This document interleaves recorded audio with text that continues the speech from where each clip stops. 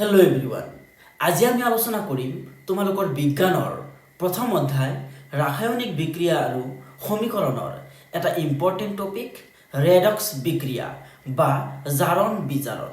অসমীয়াত আমি জাৰণ বিজাৰণ বুলি কওঁ আৰু ইংৰাজীত ৰেডক্স বুলি কওঁ। ঠিক আছে, এইটো আমি আজি শিকিম।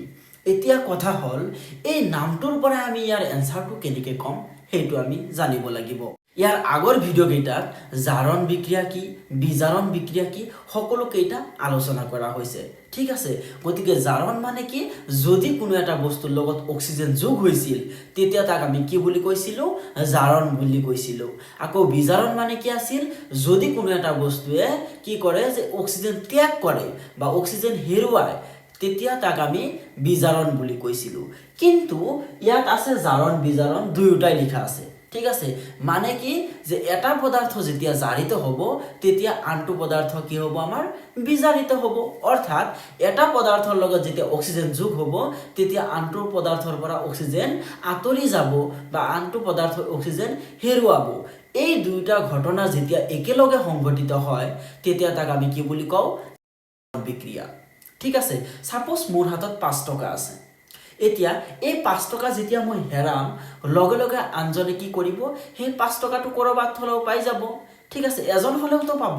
গতিকে মই হেৰুৱাৰ লগে লগে আনজনে কি কৰিছে, সেই 5 টকাটো পাইছে। ঠিক তেনেদৰে ইয়াত কি হ'ব যে এজনে অক্সিজেন হেৰুৱাৰ লগে লগে আনজনে কি কৰিব, যে অক্সিজেন লাভ কৰিব। গতিকে এনেকুৱা ধৰণৰ যিবিলাক বিক্ৰিয়া আছে সেই বিক্ৰিয়াবিলাকক আমি কি বুলি কওঁ, যে ৰেডক্স বিক্ৰিয়া বুলি কওঁ। এতিয়া আমি ডেফিনেশ্যনটোলৈ আগবাঢ়িম। ডেফিনেশ্যনত কি আছে, যে যিবোৰ বিক্ৰিয়াত এটা পদাৰ্থই জাৰিত হওঁতে অৰ্থাৎ জাৰিত হওঁতে মানে কি, জাৰণ হওঁতে বা অক্সিজেন লাভ কৰাৰ সময়ত, ঠিক আছে, আনটো বিজাৰিত হয়। যে এটাই কি কৰিব, জাৰিত হ'ব অৰ্থাৎ অক্সিজেন লাভ কৰিব, লগে লগে আনটোৱে কি কৰিব, যে বিজাৰিত হ'ব বা অক্সিজেন হেৰুৱাব। তেনে বিক্ৰিয়াক আমি কি বুলি কওঁ, যে ৰেডক্স বা জাৰণ বিজাৰণ বিক্ৰিয়া। আমি এটা এক্সাম্পল ল'লে তোমালোকে ভালদৰে বুজি পাবা। সাপোজ এটা মই এক্সাম্পল লৈছোঁ যে কপাৰ অক্সাইড। ঠিক আছে, কপাৰ অক্সাইডে কাৰ সৈতে বিক্ৰিয়া কৰিছে, যে হাইড্ৰজেনৰ সৈতে বিক্ৰিয়া কৰিছে। কপাৰ অক্সাইডে যেতিয়া হাইড্ৰজেনৰ সৈতে বিক্ৰিয়া কৰিব উৎপন্ন হ'ব আমাৰ কি, যে কপাৰ প্লাছ পানী, এইটো আমাৰ উৎপন্ন হ'ব।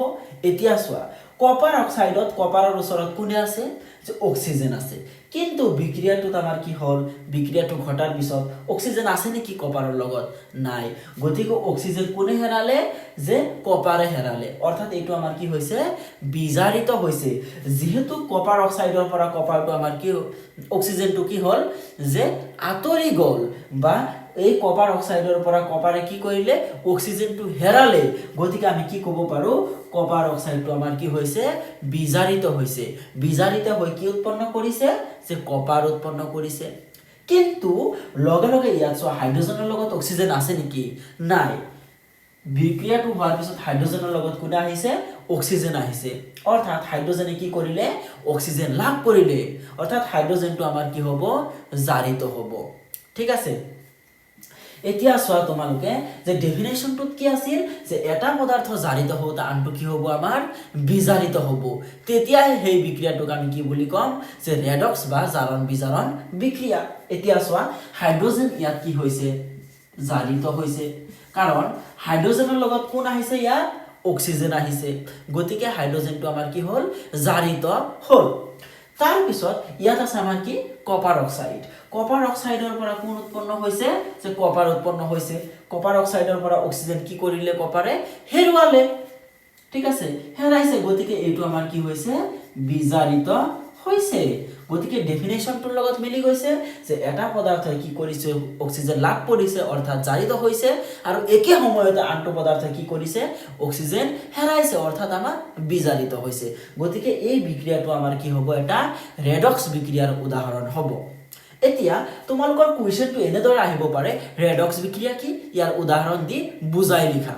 ডেফিনেশ্যনটো লিখি দিবা আৰু লগে লগে কি কৈ দিবা, যে ওপৰৰ বিক্ৰিয়াটোত, এই বিক্ৰিয়াটো লিখিবা যে ওপৰৰ বিক্ৰিয়াটোত কি হৈছে, কপাৰ অক্সাইড কপাৰলৈ বিজাৰিত হৈছে আৰু হাইড্ৰজেনটো পানীলৈ জাৰিত হৈছে।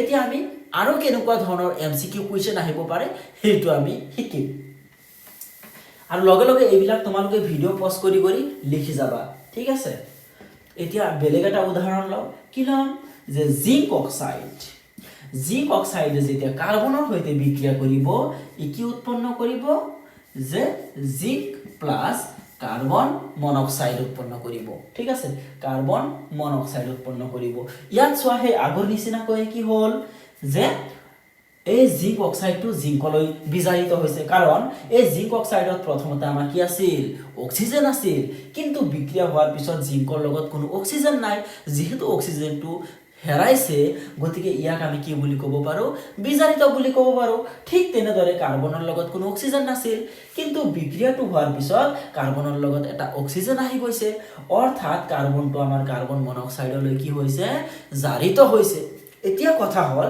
এমসিকিউ যেতিয়া হ'ব তেতিয়া কোৱেশ্চনটো কেনেকুৱা ধৰণৰ হ'ব এই বিক্ৰিয়াটো দি দিছে আৰু ক'ব ইয়াত কোনটো পদাৰ্থ জাৰিত হৈছে জাৰিত কোনটো হৈছে অপচন দি দিব আমি ডাইৰেক্ট ৰিঅ্যাকশনৰ পৰা কৈ দিব পাৰিম এতিয়া আৰু অপচন নিলিখো ঠিক আছে তোমালোক অপচন নিজে নিজে বনাই লবা কিন্তু শুদ্ধ অপচনটো ইয়াত মই কৈ দিম যে কৈছে যে কোনটো পদাৰ্থ জাৰিত হৈছে এতিয়া জাৰিত মানে কি যে যেটো পদাৰ্থৰ লগত কি হ'ব অক্সিজেন যোগ হ'ব যদি কোনো এটা বস্তুৰ লগত অক্সিজেন যোগ হয় তেতিয়া তাক আমি কি বুলি কওঁ জাৰিত হোৱা বুলি কওঁ এতিয়া চোৱা ৰিঅ্যাকশনটো কোনটোৰ লগত অক্সিজেন যোগ হৈছে যে কাৰ্বনৰ লগত জাৰিত হৈছে গতিকে আমি কি ক'ব পাৰো যে কাৰ্বন জাৰিত হৈছে আৰু যদি আহে জাৰিত হৈ কোনটো পদাৰ্থ উৎপন্ন হৈছে জাৰিত হৈ এটোৰ নাম কি যে কাৰ্বন মনক্সাইড উৎপন্ন হৈছে এটোৰ নাম কাৰ্বন মনক্সাইড গতিকে আমি কি কম যে কাৰ্বন জাৰিত হৈ কি হৈছে কাৰ্বন মনক্সাইড হৈছে ঠিক তেনেদৰে এনেদৰেও আহিব পাৰে কোৱেশ্চনটো যে কোনটো পদাৰ্থ বিজাৰিত হৈছে এতিয়া চোৱা কোনটোৱে অক্সিজেন ত্যাগ কৰিছে সেইটো আমি চাব লাগিব